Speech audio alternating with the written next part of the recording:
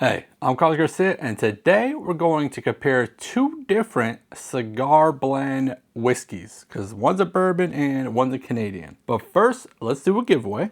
All right, and this is for the Irish whiskey video for St. Patrick's Day that I did last Monday, so like a week and a half ago. And the winner is Slob by Nick. Slob by Nick. My email descriptions. Congratulations. And speaking of holidays, today is International Whiskey Day. So what a perfect excuse to drink whiskey, right? not like I don't drink whiskey every other day. Today we're going over two different cigar batches. So it's not gonna be blind because they are distinctly different from each other. And I'd be lying to you if I try to do this blind and not know exactly what they are. But we have this Barrell Cigar Blend, and this is 85 bucks. It is 111.2 proof bourbon whiskey finished in Madeira, Armagnac, rum, and Hungarian Oak Casks. And both of these are new releases. Let's see if it says anything on the back. It's a blend of 7.5 to 18 year finished in the things I just said, and I'm not gonna see the notes, but 7.5 year to 18 year bourbons. There's bourbon on it, or this is barrel bourbon whiskey. 18-year-old finished bourbon? Seems crazy to me. We have this Copper and Cask Cigar Blend whiskey. This is batch 15. This is 21-year-old Canadian whiskey. It is very high proof at 157.8. This is 17 barrels of Canadian whiskey, and this is finished in Armagnac and Port barrels, and this is $80. And now, when I was at Copper and Cask doing my pick over there, the store actually picked a Canadian whiskey that would have been out of this. And what they did was they got a bunch of, 21-year-old, 20-year-old Canadian whiskey. They took out a couple of the barrels that they thought were better or different than the rest, and that goes to the single barrel program. Kind of what they did with the batch 16, and that's the barrel I picked. And the store I went with, they picked one of those barrels that would have gone into this blend. But then they also finished this in two different things. I mean, a cigar blend. And this is basically what we were trying to do there at Copper Cast. We were trying to blend a couple of the cigar blends that we were able to pick from with the high proof Canadian to kind of give a hazmat cigar blend. But they just came out and did it themselves. Stephen Corrigan, who's the barrel master at Copper Cast, was just on a live stream with the Bourbon Judge, Markets of the Bourbon Judge, because he's doing a barrel pick. And in the comment section, I asked him about this. This is his response. Well, this is a good question for you, Stephen. Let's pop this in here. So it says on batch 15, were all 17 barrels transferred into the Armagnac cask for 6 months, and then again, all 17 barrels into the Tawny Port cask for 6 months? Great question. Yeah, so batch 15 was the one I was talking about before, our 21-year Canadian cigar blend. No, we cask finished those separately. I want to say it was roughly a 2/3 Armagnac to 1/3 Tawny Port blend, and or aged in those separate finishing casks, and then we blended it at the end, making sure that we had all the components. Yeah, we do a little bit of what's called sequential cask finishing, where we'll put it in one finishing cask and then take it out and put it in another one. It's sure. Sometimes those barrels will go a little bit sideways on you, so for most of the small batch products that we put out, we cask finish separately and then blend it to our specs. And the one thing I always tell people about how we blend for the small batch series is that everyone sort of thinks like you put whiskey in a finishing barrel and you know exactly how it's going to go, and then you just take it out and mix all that stuff together. Sure. There's so many variables that go into this: time in the finishing cask, the quality of the finishing cask. Correct. So much. Dozens of other ones. So probably what actually went into that product and made it out into store shelves and things like that was about a third of that whiskey that we put in finishing cask with the idea of making this project. We cull out so many barrels that just either aren't hitting the flavor profile that we want or aren't up to snuff or what have you. So it's very much something that we very meticulously control how we put that stuff together. That's fair. No, that's fair. That's fair.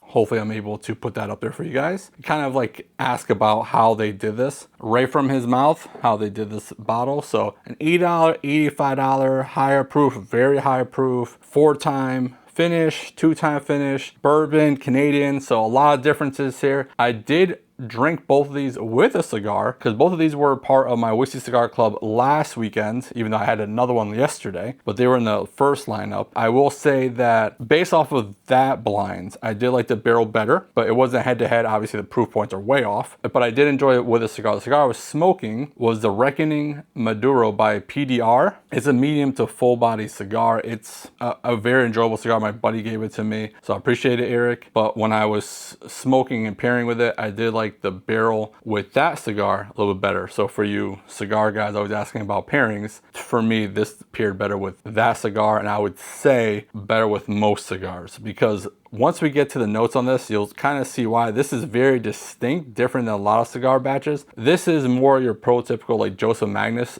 type direction, but way cheaper. So it'd be good maybe one day to compare this to a couple of Joseph Magnus cigar blends and some other of my favorite cigar blends, kind of see. These are both new releases, so I want to compare them head to head. Also, so people that send me this out, you know, the Travel Humidor, and I got my Bovita pack in here. There is a giveaway for this. It's on the What Cigars Do You Bring With You Traveling video from like last Friday. So if you haven't checked it out and you want to enter to win one of these, go check it out. And all information is there. That giveaway is still ongoing, so go in it. But the company is going to give out either the black or gray one. I sent the video black because that's what they said, but they're going to give you the option. So if you want the gray or black, definitely go watch that video. I'll put it in the description so it's easy for you guys, but go enter to win one of these. There's 2 of them for the giveaway. All right, let's get into the blind of these. All right, not gonna be blind.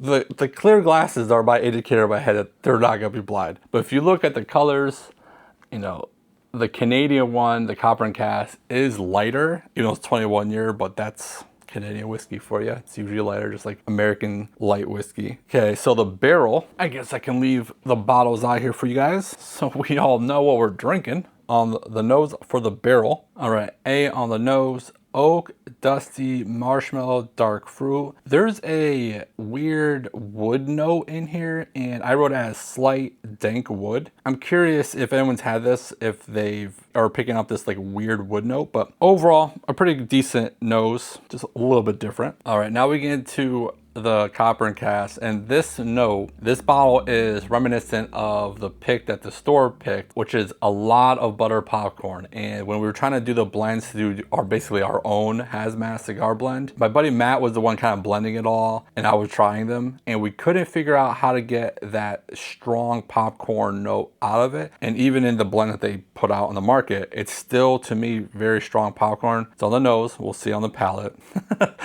I think it's still there once we get there, but maybe some air helped it out. We'll see. Buttery, butter popcorn, sweet, kettle corn, slight dark fruit, but it just has too much of that butter popcorn note for me. Let's get in the palate. Okay, a good experience on the palate and finish. So dark fruit, spice, a nice wood note. So not like the dank wood note I got on the nose. Biscuit and a nuttiness. And on the finish, spice, dark fruit, vanilla, dark chocolate, nutty. So overall pretty good. Let's give it a second sip. It is my first sip of whiskey on International Whiskey Day. All right, second sip. Only difference was there's a hint of smoke on the palate. Good amount of spice on the palate. The finish is more mellow than the palate, less spice. Let's go for third sip. All right, that third sip was by far the best sip. The dark fruit were brighter on the palate, really good. And on the finish, a more chocolatey note, which is a good pairing with a cigar. And, you know, these are cigar blends, so, you know, I'm always thinking about how this would be good with a cigar or not, because these would be kind of the bottles I'd grab first to pair with a cigar over something that didn't say cigar on it. But that chocolatey note is pretty good. So let's go to B, which is the Copper and Cask. The Copper and Cask cigar, it is the same on the nose, same on the palate, same on the finish, but you definitely get the proof on the palate and finish. Man, I was watery eyes. Proof, kettle corn, butter popcorn, sweet, very sweet. There is some dark fruit there from the finishes. On the finish, kettle corn, butter popcorn, proof. It's basically the same notes, nose, palate, finish. You know, it's very corn forward, sweet corn. If you love that note, you're gonna love this. It has a little bit of that dark fruit with it and very high proof. It is decent. I just wish there was more dark fruit there. Maybe just finishing a little bit longer, but hey, what do I know? I'm no expert. That's what I wish I had a little bit more of to make this a stellar pour, but that proof, man, it hits you in the teeth. So let's go with second sip. Okay, second sip, not as proofy. I guess that first sip hits you and then you kind of get used to it. So more enjoyable this time because the proof isn't just killing you. But the same notes, again, a lot of that sweet corn, very distinct profile. You know, if you don't like that corn note, I don't think you're gonna like this at all because it's very strong. So let's go with third sip. Still proofy. The more you drink it though, the more those dark fruits start showing up a little bit more, but still proofy and the corn notes. Let me go grab some water and actually compare these with some water on the palate. Okay, drink some water. Let's go to A, the Barrel. As always, I always take a second sip after drinking water. A lot of good vanilla on that finish. I just enjoy this significantly more than the Copper and Cask. It's just a better experience. It's not trying to kill me because the water before the Copper and Cask. What can I say? It's the same. It is that distinct corn note. It is good. It's a nice corn note. It's just too much of that one note with the proof. But man, we had this whole discussion last night at my Whiskey Cigar Club. We're over here looking at different bottles and kind of like the bottles that stand out the most. And you know, there was one bottle, it was a rabbit hole that's basically just pecan pie. And that's like a bottle that just stands out in my head. This Copper and Cask stands out for that corn note. Where this Barrel, yes, it's good, but you know, it's with a lot of other bottles that are similar, where this Copper and Cask stands out for super high proof and a very nice sweet corn note. What I'm going to do is I'm actually going to blend these together just to see what happens. And while that's mingling, I'll kind of go over the scores real quick. And so I gave the Copper, and that's not the Copper Cask, the Barrel Cigar Blend a 3.8 for first place. And the Copper and Cask, I scored that at 3.5. Both good, very unique from each other. Let's do the giveaway because these are both my bottles. And we can do 2 ounces. So if you want to try these, like the video, subscribe to the channel, and comment with CCVSB. So Copper and Cask versus Barrel. So CCVSB, it's on the screen, all one acronym, all one word, I don't know. And they'll be entered. Reminder, go check out this video to enter to win one of 2 of these in the description. So let's check out this blend. Because this is basically what we were trying to do at Copper and Cask, is kind of blend a cigar blend with the higher proof Canadian whiskey to make like a Hazmat cigar blend, which they put out themselves. I mean, this is what we were trying to do. On the finish though, a lot of that corn starts coming out. It's a little bit there on the palate, but there's enough from the Barrel that kind of hides the corn, sweet corn notes. That's not as bad, but it's just too much. So the palate's a great balance. The finish though, that proof and corn notes definitely shine a little bit more than the Barrel. But I still think I like the blend better than individual. I'm sure not everyone's gonna have both of these bottles. This is basically what we were trying to create. Yeah, that's good. Anyways, enjoy your International Whiskey Day. Don't do the stupid, and if you do, don't get caught. Bye.